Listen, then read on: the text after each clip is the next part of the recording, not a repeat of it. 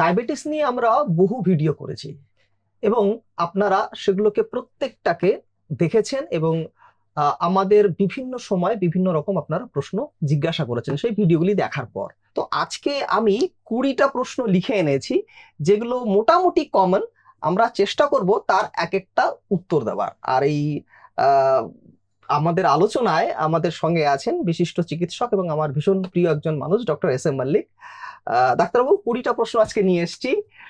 এগুলো আমাদের যারা সাবস্ক্রাইবার আছেন, হ্যাঁ, এরা আমায় জিজ্ঞাসা করছেন এবং আমি বেছে বেছে 20টা নিয়ে এসেছি। আমি 20টা প্রশ্নের উত্তর দেব, আপনি আমাকে জিজ্ঞেস করুন। ওকে, প্রথম প্রশ্ন হচ্ছে ডায়াবেটিস রোগটা আসলে কি? ডায়াবেটিস রোগ একটা ক্রনিক অসুখের মধ্যে পড়ে এবং এটাতে ইনসুলিন গ্লুকোজের ব্যালেন্সের একটা প্রবলেম আছে। এবার অনেকগুলো ডায়াবেটিসের টাইপ আছে। তো ডায়াবেটিস রোগটা যদি মানে টার্মটা যদি দেখতে হয়, দেখা যায় গ্রিক ওয়ার্ড একটা থেকে এসেছিল, একটা গ্রিক ওয়ার্ড থেকে ডায়াবেটিস কথাটা নেওয়া হয়েছে, যার মানে হচ্ছে পলিইউরিয়া। আসলে ডায়াবেটিসের একটা সিমটম বারবার ইউরিন পাওয়া আর কি, মানে মূত্র ত্যাগ করা, সেখান থেকেই এই টার্মটা ডায়াবেটিস টার্মটা কয়েন করা হয়েছে। ডায়াবেটিসের যদি কারণ আপনি জানতে চান, তাহলে টাইপ 1 ডায়াবেটিসের কারণ হচ্ছে immunological destruction of the beta cells of pancreas, এটা একটা, অথবা ইনসুলিন তৈরি হচ্ছে না কোন একটা কারণে বিটা সেলস অফ প্যানক্রিয়াস থেকে, সেটা এনভায়রনমেন্টাল ফ্যাক্টরও হতে পারে। টাইপ 2 ডায়াবেটিসে ইনসুলিন তৈরি হচ্ছে কিন্তু ইনসুলিনটা ভালো করে কাজ করতে পারছে না। সেই আমি তালা চাবির গল্প বলি না, বারবার বলি যে যদি আপনার কোষের মধ্যেটা বাড়ি হয়, বাড়িটাকে আপনি কোষের মধ্যে ব্যাপারটাকে আপনি যদি কল্পনা করেন, এবং আপনার বাড়ির তালাটা যদি ইনসুলিন রিসেপ্টর হয় এবং আপনি যদি গ্লুকোজ হন এবং চাবিটা যদি ইনসুলিন হয়, তাহলে ওই চাবিটা যখন তালার মধ্যে ঢোকে, মানে ইনসুলিন যখন ইনসুলিন রিসেপ্টরে ঢোকে, তখন গ্লুকোজ ট্রান্সপোর্টার গুলো খুলে যায়। তখন দরজা খুলে যাওয়ার জন্য গ্লুকোজ, মানে আপনি বাড়ির মধ্যে ঢোকেন, মানে কোষের মধ্যে ঢুকছেন, তারপর তো আমাদের সেই বায়োলজিতে পড়া ক্রেবস সাইকেল, সেখান থেকে এনার্জি তৈরি হচ্ছে। এখন যদি ইনসুলিনই ভালো নেই, যেটা টাইপ 1 ডায়াবেটিসের ক্ষেত্রে, তাহলে গ্লুকোজ তো ঢুকতে পারবে না, সেটা রক্তে থেকে যাবে। আবার ইনসুলিন আছে, মানে চাবি আছে, তালাটা খারাপ হয়ে গেছে, তালাটা জং পড়ে গেছে, মানে ইনসুলিন রেজিস্ট্যান্স হয়েছে, ওখানে ইনসুলিন কাজ করতে পারছে না, রিসেপ্টর লেভেলে হয় সেটা, রিসেপ্টর লেভেলে ইনসুলিন কাজ করতে পারছে না, তখনও কিন্তু গ্লুকোজ কোষের মধ্যে ঢুকতে পারবে না। আবার এক ধরনের ডায়াবেটিস আছে যেটাকে টাইপ 3C ডায়াবেটিস বলে, সিস্টিক ফাইব্রোসিস, হিমোক্রোমোটোসিস বা ক্রনিক প্যানক্রিয়াটাইটিস হয়েছে, প্যানক্রিয়াসের কিছুটা পোর্শন ডিস্ট্রাকশন হয়েছে, অথবা প্যানক্রিয়াটিক ক্যান্সার হয়েছে, বা অন্য কোনো প্যানক্রিয়াসের অসুখ হয়েছে, সেক্ষেত্রে দেখা যায় যে ইনসুলিন আবার তৈরি হতে পারে না। কিন্তু এটা টাইপ 1 ডায়াবেটিস না, টাইপ 1 ডায়াবেটিস কিন্তু অন্য immunological destruction of beta cells, এটাকে টাইপ 3C বলে, এটাও কিন্তু টাইপ 1 এর মতোই কাছাকাছি। আবার জেস্টেশনাল ডায়াবেটিস আছে, আমরা জানি প্রেগন্যান্সিতে সেকেন্ড থার্ড ট্রাইমেস্টারে ডায়াবেটিস হয়, আগে ডায়াবেটিস ছিল না, সেটা একটা আলাদা টাইপ অফ ডায়াবেটিস। ফলে ডায়াবেটিসে তো অনেক রকম ডায়াবেটিস আছে। এই পরের প্রশ্নটা তাই ছিল যে ডায়াবেটিস কত রকম? হ্যাঁ, ডায়াবেটিসের এই রকম হচ্ছে, তার হচ্ছে ওই type 1, type 2, type 3C, gestational diabetes, maturity onset diabetes of young, letter onset diabetes আছে, ল্যাডা, অনেক ডায়াবেটিসের প্রকারভেদ আছে। তবে আমরা যে ডায়াবেটিসের পেশেন্ট গুলো ক্লিনিকে পাই, তাদের 90%, 95% কিন্তু টাইপ 2 ডায়াবেটিস, যেখানে দেখা যায় একটা লাইফস্টাইল ফ্যাক্টর থাকে, একটা জেনেটিক ফ্যাক্টর থাকে, এবং কিছু কিছু ক্ষেত্রে কিছু ওষুধের ভূমিকা থাকে, যেমন স্টেরয়েড গ্রুপের ওষুধ খাওয়ার পর ডায়াবেটিস হলো। এই যে কোভিড গেল, এই কোভিডে কিন্তু প্রচুর লোকের ডায়াবেটিস হয়েছে এবং সেটা ইনসুলিন রেজিস্ট্যান্স হয়েছে, এবং কিছু কিছু ক্ষেত্রে কোভিড প্যানক্রিয়াসের সেলস গুলোকে খারাপ করে ইনসুলিন তৈরি করা কমিয়ে দিয়েছে। কিন্তু কোভিড এর পরেও কিন্তু অনেক লোক ডায়াবেটিক হয়েছে, কোভিড একটা ডায়াবেটিসের ফ্যাক্টর কিন্তু। বা লাইফস্টাইল খুব খারাপ, আমি খুব খারাপ খাদ্যাভ্যাসে আছি, আমার ওজন বেড়ে গেছে, ওজন বেড়ে গিয়ে আমার ফ্যাট সেলস বেড়ে গেছে, ইনসুলিন রেজিস্ট্যান্স তৈরি হয়েছে, ইনসুলিন কাজ করতে পারছে না, ডায়াবেটিস হয়েছে। তার মানে বিষয়টা হচ্ছে সুগার আর ইনসুলিন, মানে এই দুটোরই কোথাও না কোথাও গন্ডগোল হতে হবে। আচ্ছা, এবার যেটা হচ্ছে সব ক্ষেত্রেই তো রক্তে সুগারের মাত্রা বেড়ে যায়। এখন এই সুগারের মাত্রা রক্তে কতটা হলে বুঝবো যে আমার ডায়াবেটিস আছে? নর্মাল একজন লোকের ফাস্টিং সুগার 70 থেকে 100 হতে হবে, এবং তার যদি পিপি ব্লাড সুগার হতে হয়, সেটা মোটামুটি 140-এর কাছাকাছি থাকলে ভালো। আচ্ছা, যার ডায়াবেটিস হচ্ছে তার যদি ব্লাড সুগার দেখা যায় যে 100-র বেশি হচ্ছে ফাস্টিং, সেটাকে আমরা ডায়াবেটিস হচ্ছে বলে ধরে নিতে পারি। 100-র একটু বেশি হলেই যে ডায়াবেটিস তা তো মানে না, প্রি ডায়াবেটিস রেঞ্জও আছে তার মধ্যে। সেই জন্য আপনাকে চেষ্টা করতে হবে ফাস্টিং ব্লাড সুগারটা 100-র নিচে রাখার। তার জন্য যা যা মডিফিকেশন করতে হবে লাইফস্টাইলে সেটা করতে হবে। আপনি যদি HbA1c-র কথা বলেন, HbA1c 5.6 অর বিলো হলে নন ডায়াবেটিক, 5.7 to 6.4 হচ্ছে প্রি ডায়াবেটিক, 6.5 আর অ্যাবাভ হচ্ছে ডায়াবেটিক। এইটা আপনাকে মনে রাখতে বলছি। বা আবার যাদের ডায়াবেটিস অলরেডি হয়ে গেছে তাদের সুগার লেভেলটা আমরা বলি যে ফাস্টিং 80 থেকে 130-এর মধ্যে রাখুন, পিপিটা মোটামুটি 140 থেকে 180-র মধ্যে রাখুন এবং HbA1c 7-এর নিচে রাখুন। এটা হচ্ছে আমরা টার্গেট গাইডলাইন করে দিই। মানে এর থেকে কম রাখতে পারলে ভালো, কিন্তু আপনি চেষ্টা করুন আপনি এই যে রেঞ্জটা আপনি বললেন সেই রেঞ্জেই রাখার চেষ্টা করা। আপনি HbA1c-টা বললেন, তো HbA1c-টা বেশি গুরুত্বপূর্ণ না যেটা ওই পিপি মানে ফাস্টিং আর যেটা পিপি, কোনটা গুরুত্বপূর্ণ বেশি? আমার কাছে HbA1c-টা বেশি গুরুত্বপূর্ণ, কারণ ওটা আপনার 3 মাসের সুগারের আপনার একটা ট্রেন্ড বলে দেবেন যে কিরকম আপনার 3 মাসের গ্রাফ থাকে এবং এভারেজ ব্লাড সুগার লাস্ট 3 মাসে কিরকম ছিল সেটা আমরা জানতে পেরে যাই। কিন্তু ফাস্টিং আর পিপিটাতে আপনি শুধু সেই দিনেরই সুগার কত সেটা জানতে পারবেন। হয়তো দেখা গেল আগের দিন আমি ঠিকঠাক খাওয়া দাওয়া করেছি বলে পরের দিন যখন আমি মাপতে গেছি তখন ঠিকঠাক আছে, বা ডাক্তারবাবুকে বোকা বানানোর জন্য আগের দিন আপনি কিছুই খেলেন না, পরে দেখলেন ফাস্টিং পিপি একদম নরমাল, কিন্তু তার আগে একদম ভালো করে খেয়ে টেয়েছিলেন এবং সেই সময় যদি আপনার সুগার টেস্ট করা যেত দেখা যেত ফাস্টিং 250 আর পিপি 350 আসতো। কিন্তু HbA1c-টা কিন্তু ধোকা দেওয়া যাবে না, ডাক্তারবাবুকে ধোকা দিতে পারবেন 3 মাস আপনি ধোকা দিতে পারবেন না। ঠিক আছে, নেক্সট কোয়েশ্চেন হচ্ছে যদি আমার রক্তে শর্করা বেড়ে যায় বা সুগার বেড়ে যায় তাহলে আমি কোন কোন লক্ষণ দেখে বুঝবো যে আমার এই সমস্যাটা হচ্ছে? আর ডায়াবেটিসের 4টে ক্লাসিক্যাল লক্ষণ আছে। একটা হচ্ছে পলিইউরিয়া, বারবার ইউরিন পাস করা, একটা পলিডিপসিয়া, প্রচুর জল তেষ্টা পায়, জল খায়, পলিফেজিয়া, খাবার বেশি খাবার ইচ্ছা, আর ওয়েট লস। এগুলো ক্লাসিক্যাল সাইন্স অফ ডায়াবেটিস। আজকাল আমরা পাই না, আমরা রুটিন লোকে প্রিভেন্টিভ হেলথ চেকআপস করতে যায়, এমনি যায়, অনেকে ভাবে যে একটু দেখি তো হাত পাতা ঝিনঝিন করছে, একটু টেস্ট করে দেখি, তখন দেখা যায় ডায়াবেটিস ডিটেক্টেড হয়েছে। সো ডায়াবেটিসের এই 4টে ক্লাসিক্যাল সিমটমসটা চোখে ঝাপসা দেখা, কোথাও কেটে গেলে ঘাটা তাড়াতাড়ি না শুকানো, পায়ে হাত পায়ে ঝিনঝিন করা, আনএক্সপ্লেন লেথার্জি, খুব উইকনেস হতে পারে কেমন, অথবা মুখ শুকিয়ে যাওয়া, এগুলো ডায়াবেটিসের লক্ষণ হতে পারে। আরো অনেক লক্ষণ আছে কিন্তু এগুলো মূল লক্ষণ হতে পারে। আচ্ছা, এইবার হচ্ছে যেটা ভীষণ কমন, আমি ডায়াবেটিস কি পুরোপুরি সারিয়ে ফেলতে পারবো কিনা? আপনি যদি আমাকে জিজ্ঞেস করেন যে ডায়াবেটিস কিউরেবল ডিজিজ কিনা, আমি বলবো টাইপ 1, টাইপ 3C ডায়াবেটিস এগুলো সেরে যাবে না, থাকবে। জেস্টেশনাল ডায়াবেটিস কারো কারো ক্ষেত্রে প্রেগনেন্সির পরে বাচ্চা ডেলিভারি হওয়ার পরে নর্মাল হয়ে যায় ডায়াবেটিস, সেই দিক থেকে দেখতে গেলে ওটা সেরে গেল। পরে আবার হতে পারে সেটা আলাদা কথা, কারণ যাদের জেস্টেশনাল ডায়াবেটিস হয় তাদের মায়েরও পরে ডায়াবেটিস হওয়ার সম্ভাবনা থাকে। যে বাচ্চার ডেলিভারির সময় মানে প্রেগনেন্সিতে যে বাচ্চা ছিল তারও অন্যান্য বাচ্চার থেকে ডায়াবেটিস হওয়ার চান্স ডাবল, দ্বিগুণ। টাইপ 2 ডায়াবেটিস আপনি রিভার্স করতে পারেন চেষ্টা করলে, যদি আমরা চাই। সব ক্ষেত্রে পারবেন না, কারো মনে করো লিন বডি মাস, তাও তার সুগার HbA1c 10-12, অনেক কিছু করেও ওষুধ খেয়েও 7 থাকে বা কত বেশি কমে না, তার ক্ষেত্রে পারবে না। কিন্তু কিছু পোর্শন আপনি বডি ওয়েট রিডাকশনের মাধ্যমে সেটাকে রিভার্স করতে পারেন। বডি ওয়েট কমলেই একমাত্র ডায়াবেটিস রিভার্স হতে পারে, এবং তার সঙ্গে লাইফস্টাইল মডিফিকেশন। এবং আমি বডি ওয়েট কমেছেন, 2 বেলা অ্যালকোহল খান, তাহলে কি আপনার রিভার্স হবে? মানে কিছু ক্ষেত্রে পসিবল, মানে একেবারে হ্যাঁ এবং না এই কথায় উত্তর দেওয়া যাবে না। কিছু কিছু ক্ষেত্রে পসিবল, এবং আমাদের মানে আমার ব্যক্তিগতভাবে আমি দেখেছি আমার 37 জন পেশেন্টের এখনো অব্দি ডায়াবেটিস আমি রিভার্স করতে পেরেছি তার লাইফস্টাইল মডিফাই করে। অবশ্যই এখানে আমাদের শ্রেয়া চক্রবর্তী মানে আমার ওয়াইফ অনেক সেই পেশেন্টগুলো অনেকটা হেল্প করেছে ডায়েট ব্যাপারে, এই প্ল্যান গুলো করে। কিন্তু মানে এই 37 জন পেশেন্ট এই তাদের ডায়াবেটিস আমরা রিভার্স করতে পেরেছি। বাকি প্রচুর, সংখ্যাটা কিন্তু কম নয়, খুবই কম নয়। হ্যাঁ, মানে 37 জন, মানে তাদের নিশ্চয়ই সেরকম উইল পাওয়ার ছিল এবং তারা চেষ্টা করেছেন। হয়তো আরো বেশি হতো সংখ্যাটা যদি আপনিও মানে বাকিরা যারা আসছে আপনার কাছে তারাও যদি চেষ্টা করতেন, হয়তো তাদেরও হতো। হয়তো সংখ্যাটা আমি বলছি না যে 80% লোকেরই হয়ে যেত, কিন্তু রিভার্স যদি নাও হয়, কিন্তু যদি আমরা এই চেষ্টা করি রিভার্সালে, যে ডায়াবেটিস রিভার্স করার, টাইপ 2 ডায়াবেটিস রিভার্স করার চেষ্টা করছি, তাতেও যা বেনিফিট পাবেন ইমেন্স। তার বডি ওয়েট কমবে, ভালো খাবার দাবার আপনি ছাড়বেন, রেগুলার এক্সারসাইজ করবেন, অ্যালকোহল খাবেন না, স্মোক করবেন না, তাহলে তো হেলদি লাইফস্টাইলই ঢুকে গেলেন, তাহলে তো অন্যান্য অর্গানগুলো প্রোটেক্টেড হয়ে গেল। ফলে রিভার্স করার চেষ্টা করাটা দরকার। মানে আপনি করতে পারলেন কি না, ওই যে শাহরুখ খান বলে না যে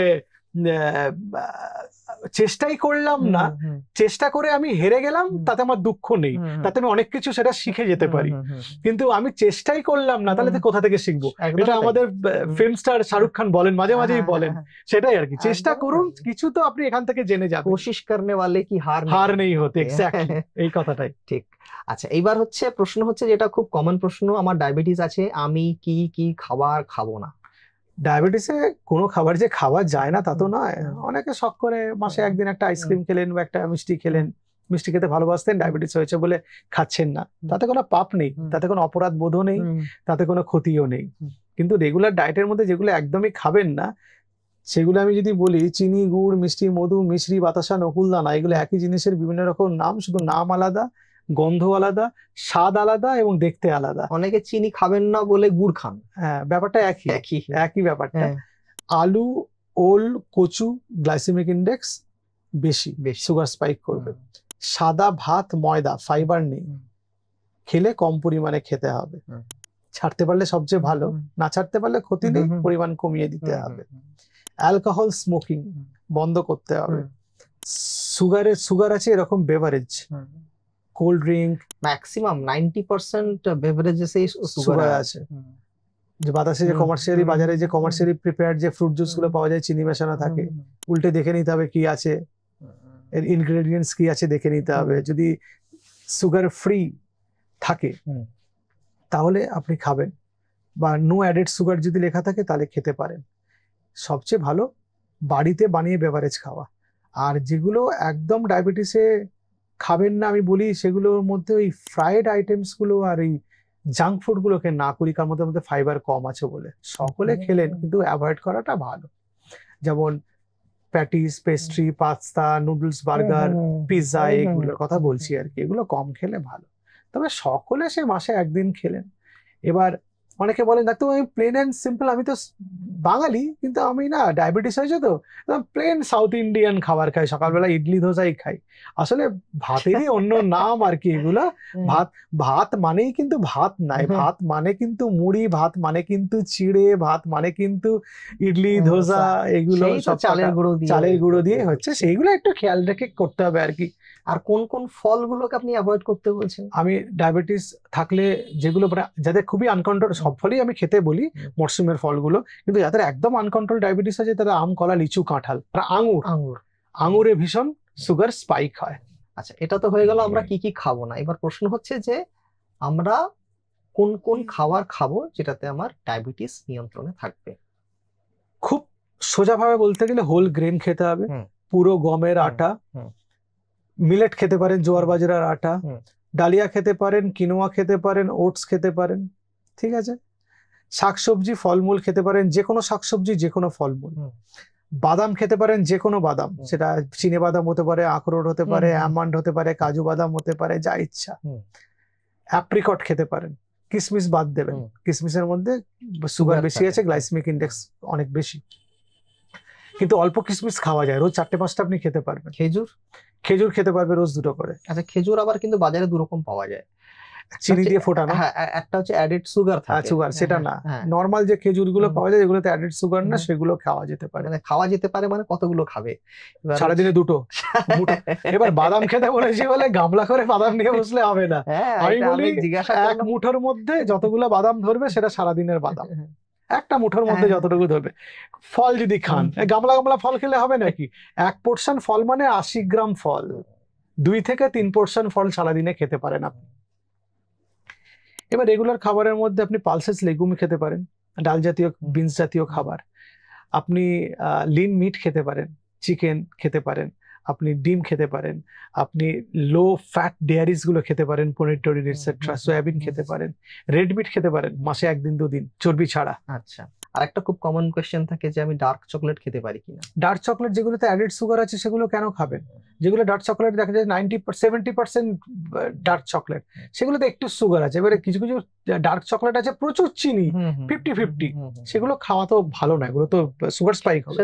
মানে আপনি যদি ডার্ক চকলেট খানও তাহলে আপনাকে দেখে খেতে হবে যে ওটাতে কতটা চিনি মাত্রা একদমই। আর কতটা আপনার আছে। ইচ্ছে হয়েছে কোনো কিছু খেতে নিজেকে না করবেন না, ইচ্ছা হয়েছে মাসে একদিন সেটা খেয়ে নেবেন। এবং যেদিন দেখবেন যে আপনি খারাপ খাবার খেলেন সেদিন একটু বেশি হেঁটে এক্সারসাইজ করে ক্যালোরিটাকে বার্ন করে নিন। মনে দুঃখ পেয়ে ডায়াবেটিস কন্ট্রোল আপনি করতে পারবেন না। আপনি তো বললেন যে এই কলা, আম, লিচু, আঙ্গুর, লিচু, কাঁঠাল, কাঁঠাল এই ফলগুলো তো আপনি খেতে না করলেন, তাহলে এই যে আমাদের যারা দর্শক তারা তো জিজ্ঞাসা করবে যে তাহলে খাবোটা কি, কোন ফল খাবো? খাবার মধ্যে আমি বলি যে পেয়ারা, শসা, পেঁপে, আপেল খাওয়া যেতে পারে। যে কোনো মরশুমি ফল খাওয়া যেতে পারে। আমের মরশুমও আপনি আম খেতে পারেন, কিন্তু সেটা সারা সপ্তাহে একটা থেকে দুটোর বেশি না হয়। সারা সপ্তাহে একটা থেকে বড় জোর দুটো। অনেকে কলা খেতে পছন্দ করে, আমাকে জিজ্ঞেস করে একটা করে কাঁঠালি কলা খেতে পারবো? একটা করে কাঁঠালি কলা না খাওয়ার কি আছে, প্রত্যেকদিন একটা করে খেলেই হলো, অন্য খাবারটা সেভাবে ব্যালেন্স করে খাবে। কিন্তু ডাক্তারবাবু বলেছেন মানে একটা কলা খাচ্ছি ওদিকে আবার একটা রসগোল্লাও খেয়ে নিচ্ছি। আবার লোকে কাঁঠালি কলা চেনেন না কিন্তু, যে সবুজ কলাটা বাদ দিয়ে পৃথিবীতে যাহা কলা আছে সবই কাঁঠালি কলা বলে এত বড় বড় কলা কিনতে পাওয়া যায়। এবারে একটা কলা বলেছি বলে সেই বাজারে হাইব্রিড কলা কিনে এনে খান, ফলে তাতে সুগার বেড়ে যাওয়ার সম্ভাবনা বেশি। কাঁঠালি কলা পোরশনটা অনেক বেশি, পোরশনটা আপনাকে কন্ট্রোল করতে হবে। ডায়েট তো ঠিক আছে, আমি সবসময় বলি যে quality of the food as well as the quantity of the food both are important. তার মানে আপনি কি খাচ্ছেন সেটা যেমন গুরুত্বপূর্ণ, আপনি কতটা খাচ্ছেন সেটা সমান গুরুত্বপূর্ণ। ফল স্বাস্থ্যকর মানে দুগামলা ফল স্বাস্থ্যকর হতে পারে না। এবার সেই দিক থেকে ধরলে বিরিয়ানি অস্বাস্থ্যকর নয়, আপনি পোর্শন কন্ট্রোল করে যদি খান। আপনি যদি এক প্লেট বিরিয়ানি এনে বাড়িতে তিনজনে মিলে শেয়ার করে খান, তাহলে যেটুকু খেলেন তাতে তো খারাপ হওয়ার কথা না। কিন্তু আপনি বিরিয়ানি খাবেন বলে 2 প্যাকেট বিরিয়ানি একবেলা বসে আপনি খেয়ে নিলেন, তাহলে তো অনেকটা ক্যালোরি ইনটেক হয়ে গেল। ভালো বলে আমি অনেকটা খেয়ে নিলাম, এটা তো হবে না। ফলে কোনো খাবারই খারাপ নয় আর কোনো খাবারই ভালো নয়। পরিমাণ এবং খাবারের গুণাগুণ দুটোই বিচার্য বিষয়। একদমই। নেক্সট প্রশ্নটা কিন্তু খুব কমন, সেটা হচ্ছে আমার তো ডায়াবেটিস হয়েছে, আমাকে কি সারা জীবন ওষুধ খেতে হবে? যারা ডায়াবেটিস রিভার্স করতে পাচ্ছেন তাদের ক্ষেত্রে ভালো, যারা রিভার্স করতে পাচ্ছেন না তাদের যদি HbA1c 6.5 থেকে 7-এর মধ্যে থাকে আমরা অনেক সময় ওষুধ শুরু করি না। আচ্ছা। এবার জেস্টেশনাল ডায়াবেটিস অনেক সময় প্রেগনেন্সির পর নিজে থেকে চলে যায়, ওষুধ বন্ধ হয়ে যায়। টাইপ 2 ডায়াবেটিসে ডায়াবেটিস যেটা টাইপ 2 যেটা বেশি কমন, সেটা একটা ক্রনিক অসুখের মধ্যে পড়ে। টাইপ 1টাও তাই। এগুলোর ক্ষেত্রে ইনসুলিন বা ওষুধ কোনোটাই বন্ধ হবে না, আপনাকে এটাকে নিয়ে বয়ে বেড়াতে হবে। ওষুধ আপনাকে খেতে হবে, চিকিৎসা করতে হবে, বিরক্ত হলে হবে না। কারণ আপনি যদি বিরক্ত হয়ে গিয়ে চিকিৎসায় গাফিলতি করেন, অর্গান ডিসফাংশন হতে পারে। এবং এই অসুখগুলো, এই যে ক্রনিক অসুখগুলোর, এই কারণে ক্রনিক অসুখ বলে, শুধু এই অসুখগুলো এই অসুখেই সীমাবদ্ধ থাকে না। আপনার যদি কোলেস্টেরলের সমস্যা থাকে, সেটা শুধু কোলেস্টেরলেই সীমাবদ্ধ থাকে না, স্ট্রোকের সম্ভাবনা বাড়িয়ে দেয়, হার্ট অ্যাটাকের সম্ভাবনা বাড়িয়ে দেয়, পেরিফেরাল আর্টেরিয়াল ডিজিজের সম্ভাবনা বাড়িয়ে দেয়। সেরকম ডায়াবেটিসও তাই। ডায়াবেটিস আর ডায়াবেটিসের মধ্যে সীমাবদ্ধ থাকে না, ও কিন্তু হার্ট, কিডনি, ডায়াবেটিস শুধুমাত্র ডায়াবেটিস নয়, মানে আপনার রক্তের সুগার বাড়ছে এবং সেটা সেই সুগারটা তো বিভিন্ন অঙ্গে পৌঁছচ্ছে, যেটা তো ঠিক নয় আর কি। মানে আমি যদি কিডনিতে এক্সট্রা সুগার জমা হয়, আমার চোখে যদি এক্সট্রা জমা হয়, বা হার্টের কোথাও যদি এক্সট্রা সুগার জমা হয়, সেটা তো ভালো নয়। মানে আর এই এক্সেসিভ যে সুগারটা, ওটা তো মানে আমাদের শরীর বের করার মতন মেকানিজমও আমাদের নেই এরকম ভাবে, যে না জমেছে আমি বের করে দিলাম, এরকম তো কিছু নেই সিস্টেম, আপনাকেই নিয়ন্ত্রণ করতে হবে। আচ্ছা, এবার আরেকটা প্রশ্ন হচ্ছে যে ডাক্তারবাবু ইনসুলিন নিতে বলেছে, আমি নিচ্ছি না, কারণ একবার ইনসুলিন নিলে ওটা সারা জীবন আমাকে ইনসুলিন নিতে হবে। ইনসুলিন কিছু কিছু ক্ষেত্রে না আমরা সেই সময়ের জন্য দিই, পরে বন্ধ হয়ে যায়। আচ্ছা। আমরা অনেক পেশেন্টে যখন প্রথমবার ডায়াবেটিস নিয়ে আমাদের কাছে এলেন, দেখা গেল তার ফাস্টিং সুগার 500, পিপি 700, তখন হয়তো কিছুদিনের জন্য ইনসুলিন দিলাম, তারপর আমরা ইনসুলিন অনেক ক্ষেত্রে বন্ধ করে দিয়ে ট্যাবলেটে কনভার্ট করে যায়, এবং প্রচুর লোকের ক্ষেত্রে এটা হয়। বা মনে করুন একটা অপারেশন হবে, খুব দ্রুত সুগার নিয়ন্ত্রণের প্রয়োজন আছে, সেক্ষেত্রে ইনসুলিন দেওয়া হয়, পরে ট্যাবলেট করে দেওয়া হয়। কিছু কিছু পেশেন্টদের ক্ষেত্রে নিজস্ব বডির ইনসুলিন শেষ হয়ে যায়, সেটা তারা টাইপ 1 ডায়াবেটিসের মতো বিহেভ করে। অনেকদিন ধরে ডায়াবেটিস চলতে থাকছে, ইনসুলিন রেজিস্ট্যান্স ছিল অনেক অনেক বেশি, ইনসুলিন সিক্রিশনের জন্য নিজস্ব ইনসুলিন শেষ হয়ে গেছে, তখন বাইরে থেকে তখন ইনসুলিন তো দিতে, আর তার তো উপায় লাইফ নেই। লং ইনসুলিন লাগবে, তার তার তো তো আর ইনসুলিন উপায় নেই। মানে রোগের গতি প্রকৃতির উপরে নির্ভর করে যে আপনার ইনসুলিন সারা জীবন নিতে হবে না কিছুদিন পর কিন্তু আবার বন্ধ বন্ধ হয়ে হয়ে যাবে। যাবে। অনেক এরকম সময় আগের থেকে ভাবার না, কিছু ভাবার নেই। কিছু ব্যাপার নেই যে হ্যাঁ, ইনসুলিন একবার শুরু হলো মানে সারা জীবন সারা চলবে। জীবন চলবে। এবং ডিউরেশন অফ ডায়াবেটিসের উপরও ডিপেন্ড করে। অনেকদিন ধরে ওষুধ খাচ্ছেন, এক সময় পর ওষুধ যে ইনসুলিন কার্যক্ষমতা বাড়িয়ে দিয়ে যে কাজ করে বা ইনসুলিন সিক্রিশন বাড়িয়ে দিয়ে কাজ করছে, তার আর কাজ করতে পারছে না, তখন ইনসুলিন তো দিতেই হচ্ছে। ডিপেন্ড করে আপনি কি ধরনের লাইফস্টাইলও মেনটেন করছেন। হ্যাঁ, এমন সেটা খুব নয় যে জরুরি। শুধু ওষুধের উপরে যদি ভরসা করে থাকেন তাহলে তো না, না, মুশকিল না, আছে। অবশ্যই নয়। ডায়াবেটিসের আমরা প্রথমে বলি ডায়েট অ্যান্ড এক্সারসাইজ, তারপরে ওষুধ আর লাইফস্টাইল। এই এক্সারসাইজ, ডায়েট, এক্সারসাইজ আর ওষুধ, তারপরেও কিন্তু একটা ক্লজ থেকে যায় আইনে তারও একটা ফাঁক আছে, সেটা হচ্ছে লাইফস্টাইল। আপনি যদি খুব ভালো ডায়েটও করেন, খুব ভালো এক্সারসাইজ করছেন, আপনি খুব ভালো ওষুধও খাচ্ছেন, আপনার ডায়াবেটিস নাও কন্ট্রোল হতে পারে যদি আপনার লাইফস্টাইল খারাপ হয়। আপনি রাত্রিবেলা ঘুমোচ্ছেন না, রাত জেগে থাকছেন, আপনি অ্যালকোহল খাচ্ছেন, খুব বাজে জীবনযাপন করছেন, তাহলে কিন্তু ডায়াবেটিস আপনার আনকন্ট্রোল থাকতে পারে, বা কন্ট্রোল হয়ে গেলেও তার কমপ্লিকেশন বহুগুণে বেড়ে যেতে পারে। সুতরাং এই চারটে ব্যাপার আমাদের ব্যালেন্স করে এগোতে হবে। একটা হচ্ছে খাদ্যাভ্যাস, একটা হচ্ছে ব্যায়াম, একটা হচ্ছে ওষুধ বিশুদ্ধ, আর এবং একটা আমাদের জীবনশৈলী। আচ্ছা, অনেক ক্ষেত্রে আমরা দেখি যে এই ধরনের রোগীরা অনেক সময় ওষুধ খেতে ভুলে যান, তো সেটার ক্ষেত্রে কি করণীয়? যখন ওষুধ খেতে ভুলে যাচ্ছেন, যখন ওষুধ খাওয়ার কথা মনে পড়ছে যে খেতে ভুলে গেছি বাবা, মিস হয়ে গেল, তখন খেয়ে নিন। কিন্তু মানে এটা তো খাবার আগে খেতে হয় না ডায়াবেটিসের ওষুধ? সবসময় যে খাবার আগেই খেলে তার ওষুধ কাজ করবে সেরকম ব্যাপারটা, অনেক ওষুধই খাবার পরে খাওয়া যায়। কিন্তু আপনি খাবার আগের ওষুধটা ভুলে গেছেন, কি আর করা যাবে? সেই দিনের মতো আপনাকে খাবার পরে খেয়ে নিতে হবে। যেদিন ভুলে গেলেন তার জন্য ঠিক আছে, মানে এটা আবার কন্টিনিউ হলে অসুবিধা।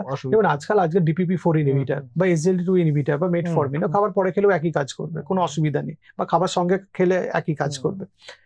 আবার এমন সময় আপনার মনে পড়েছে যে নেক্সট ডোজটা কিছুক্ষণ পরেই খাবেন, আপনার সকালের ওষুধ রাত্রি 12টায় মনে পড়েছে, আবার পরের দিন সকাল 7টায় ওষুধের ডোজ আছে, ফলে ওই সময় স্কিপ করে যাবে একটা দিনের জন্য, ভুলে গেছেন, আর কি করা যাবে, সেটা দুর্ভাগ্য।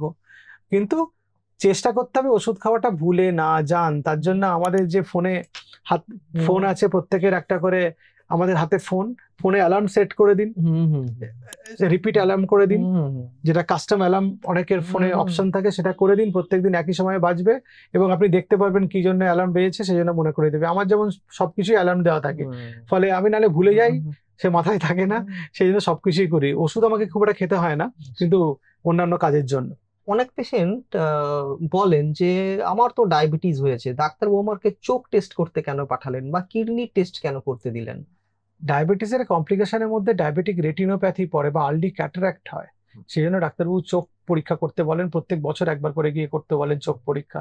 আর রেটিনা পরীক্ষা মানে পাওয়ার চেক নয়, কিন্তু আমি চোখের পরীক্ষা করে এসেছি 7 দিন আগেই, ওই পাওয়ার চেকিং না। রেটিনা পরীক্ষা মানে চোখের ড্রপ দিয়ে চোখের মনি বড় করে অন্ধকার ঘরে নিয়ে গিয়ে চোখের মধ্যে আলো ফেলে রেটিনা দেখা। যদিও আজকাল অনেক টেকনিশিয়ানরা অনেক আধুনিক যন্ত্র এসে গেছে যেগুলো দিয়ে রেটিনার ছবি তুলে ফেলতে পারেন। আর কিডনির একটা খুব গুরুত্বপূর্ণ একটা অ্যাসপেক্ট আছে ইন ডায়াবেটিস, সেটা হচ্ছে ডায়াবেটিক কিডনি ডিজিজ বলে একটা এন্টিটি আছে, যেখানে ডায়াবেটিসের জন্য কিডনি খারাপ হয়, সেই জন্য কিডনির পরীক্ষা আমরা মাঝে মাঝে করতে বলি। সেটা একটা urine for albumin creatinine ratio অথবা ক্রিয়াটিনিন টেস্ট ব্লাডের, সেটা আমরা করে দেখে নিই যে কিডনি ফাংশন ঠিক আছে কিনা। আর চোখ এবং কিডনির পরীক্ষাটা প্রত্যেক বছরই করে নেওয়া দরকার আছে ডায়াবেটিস। একটা প্রতিরোধমূলক একটা প্রিভেন্টিভ চেকআপস আর কি, প্রিভেন্টিভ চেকআপস আর কি। আরেকটা প্রশ্ন আছে, সেটা হচ্ছে হাইপোগ্লাইসেমিয়া, সেটা কি? হাইপোগ্লাইসেমিয়া মানে সুগার লেভেল যদি আমাদের 70-এর নিচে নেমে যায়, ডায়াবেটিক পেশেন্টরা অনেক ওষুধ খান, অনেক ধরনের, যে ধরনের ওষুধগুলোতে হাইপোগ্লাইসেমিয়া হওয়ার সম্ভাবনা থাকে, কিছু কিছু ওষুধের, এই 70-এর নিচে যদি সুগার নেমে যায় সেটাকে হাইপোগ্লাইসেমিয়া বলে। এতে আমাদের ঘাম হতে পারে, খিদে বেড়ে যেতে পারে, হাত পা কাঁপতে পারে, বুক ধড়ফড় করতে পারে, কথা জড়িয়ে যেতে পারে, মাথা ঘুরতে পারে, দুর্বল লাগতে পারে। তখন আমাদের গ্লুকোজ খেয়ে নিতে বা মিষ্টি বা চিনি কিছু খেয়ে নিতে হয়, যাতে সুগার লেভেলটা বেড়ে যায়। এবং সুগারটা চেক করে করে মাঝে মাঝে দেখতে হয় 1 ঘন্টা 2 ঘন্টা পর পর, যে সুগার লেভেলটা ঠিক থাকছে কিনা বা উঠছে কিনা। এবং হাইপোগ্লাইসেমিয়া হলে ডাক্তারবাবুকে একবার ফোনে জানিয়ে দিতে হয়। ওকে। আচ্ছা, আর একটা, এই নেক্সট কোয়েশ্চেনটা একজন বয়স্ক মহিলা করেছেন, সেটা হচ্ছে, বাবা আমি তো বিভিন্ন সময় উপোস করি, আমি একাদশীও পালনকারী করি, তো আমি কি উপোস থাকতে পারবো কিনা? তো মাসিমাকে আমি বলি যে যদি আপনি ইনসুলিন নেন হুম। অথবা এরকম ডায়াবেটিসের ওষুধ খান যেটা ইনসুলিন সিক্রিশন করে আপনার হুম। ডায়াবেটিস কন্ট্রোল করে, সালফোনিলুরিয়া গ্রুপের ওষুধ বা মেগলিটিনাইড, তাদের ক্ষেত্রে উপোস করার একটা হ্যাপা আছে আর কি, সুগার লেভেল ফল করে যেতে পারে। তো আপনার যখন উপোস করবেন তখন এই বিপদ থেকে বাঁচার জন্য সুগারের ওষুধটা আপনার ডাক্তারবাবুর সঙ্গে কথা বলে ওই পার্টিকুলার একটা দিনের জন্য স্কিপ করতে পারেন। কিন্তু আপনি যদি বলেন আমি রোজই উপোস করি তাহলে মুশকিল, মাসে একটা দুটো দিন উপোস করলে ঠিক আছে, রোজ করলে তখন আপনাকে সেই গ্রুপের ওষুধ দিতে হবে যেগুলোতে সুগার ফল করে না, এবং সেটা আপনাকে ডাক্তারবাবুকে ডাক্তারবাবুর সাথে জানাতে হবে যে আমি উপোস করবো সপ্তাহে 2 দিন 3 দিন, ডাক্তারবাবু সেই রকমই ওষুধ আপনাকে দেবেন। আচ্ছা, এবার হচ্ছে সেই সমস্ত মানুষদের জন্য যারা সন্ধেবেলা হলে একটু গ্লাসে একটু অ্যালকোহল নিয়ে বসেন, কিংবা রাতের দিকে একটু অ্যালকোহল খান, পরিমিত খান, কিন্তু কথা হচ্ছে যে এইটুকু খাওয়া যাবে কিনা?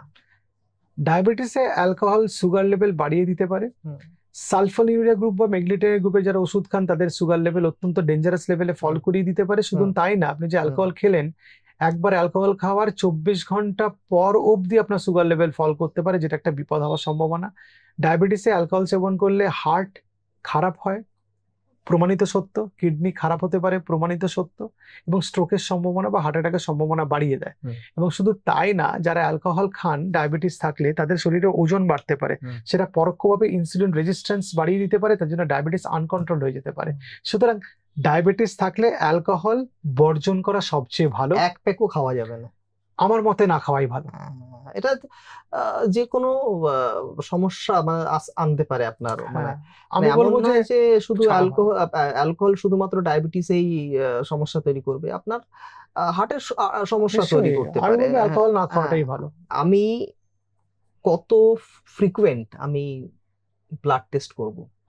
যদি আপনি অ্যাফোর্ড করতে পারেন প্রত্যেক মাসে একটা ফাস্টিং পিপি সুগার টেস্ট করুন, আরো যদি অ্যাফোর্ড করতে পারেন প্রত্যেক মাসে একটা করে HbA1c।